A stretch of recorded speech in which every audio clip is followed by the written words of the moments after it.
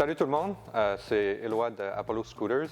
Peut-être que vous nous connaissez avec les différents modèles qu'on a sortis au fil des années. On a l'Apollo Air, City, Explore, la Pro, la Ghost, la Phantom.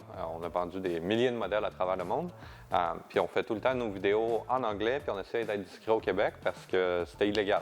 Fait que, même si on était vraiment fiers de ce qu'on fait, on était un peu sur le low side. Puis là, maintenant, vu que c'est légal, on pensait que ça serait intéressant de vous dire qu'est-ce qu'on pense de cette nouvelle loi-là. Quels scooters qui sont légaux, qui répondent aux différents critères que le gouvernement a mis en place. Puis aussi, qu'est-ce que vous pouvez vous attendre de nous dans le futur. Donc, le projet, ça va être un projet pilote de 3 ans qui a commencé à partir du 20 juillet. Puis il y a différents critères qu'un scooter doit répondre pour être légal. Le but de cette loi-là, c'est de graduellement incorporer les trottinettes sur le système routier au Québec. Donc c'est pour ça que c'est sur 3 ans, puis que c'est aussi les critères sont très conservateurs, si on peut dire. On ne peut pas avoir plus que 500 watts sur les trottinettes. Il y a un maximum de limite qui est de 25 km/h, qui est plus lent que les vélos électriques, qui est de 32 km/h. Donc, il doit avoir des réflecteurs rouges en arrière, orange sur les côtés, blanc en avant. C'est des lois qui viennent d'Europe. Donc, le 25 km/h aussi, ça vient de l'Europe. Ces lois-là sont standards, puis on a des scooters qui répondent déjà aux exigences que le gouvernement a mis en place. Le but principal du projet pilote, c'est pour voir si les lois qu'on a déjà en place pour le système routier répondent aussi à ces nouveaux véhicules-là. Puis sinon, ils vont les adapter dans le futur pour répondre à ça.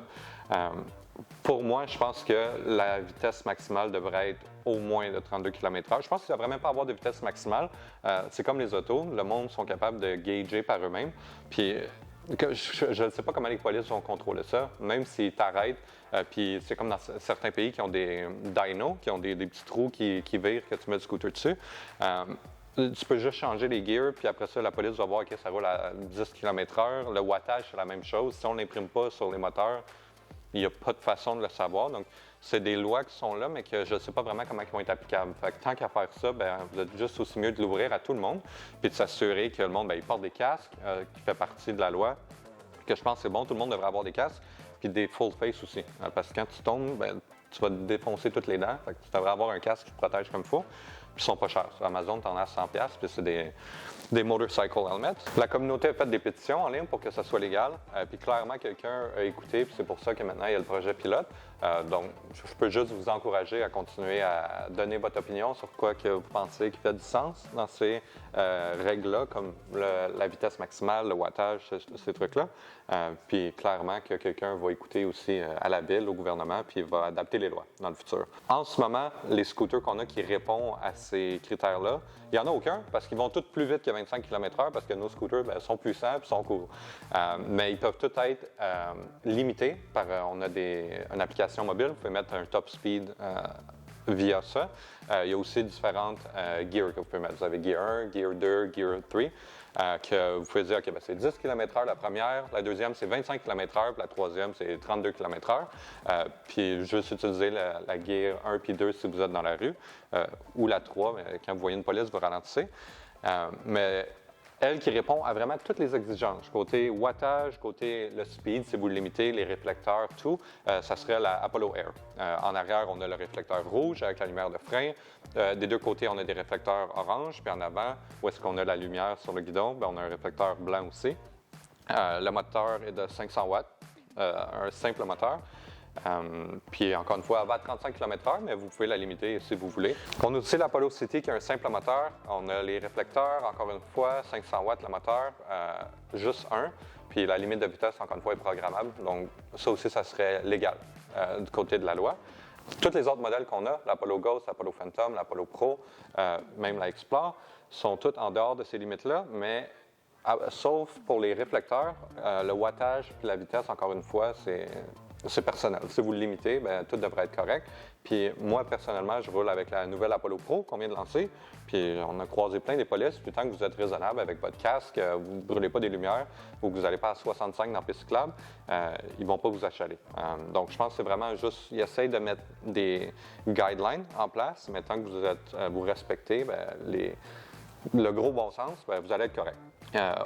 En gros, Apollo, on est vraiment content de ça parce que ça va nous permettre de poster plus de vidéos publiquement à propos de nos produits. Puis on pense que le monde ici, ils vont être fiers de tout ce qu'on a fait. On est une compagnie québécoise, on a commencé ici, puis d'être dans un marché qui était illégal, ça peut être démotivant. À la place du gouvernement de venir nous voir et dire « Ah, vos véhicules sont cool, c'est progressif aussi. De Montréal, on veut être vert. » Et avec Valérie Plante, elle essaie tout le temps de pousser, de fermer des rues, d'avoir des pistes cyclables. Mais d'un côté, les trottinettes électriques étaient illégales, ça faisait pas de sens.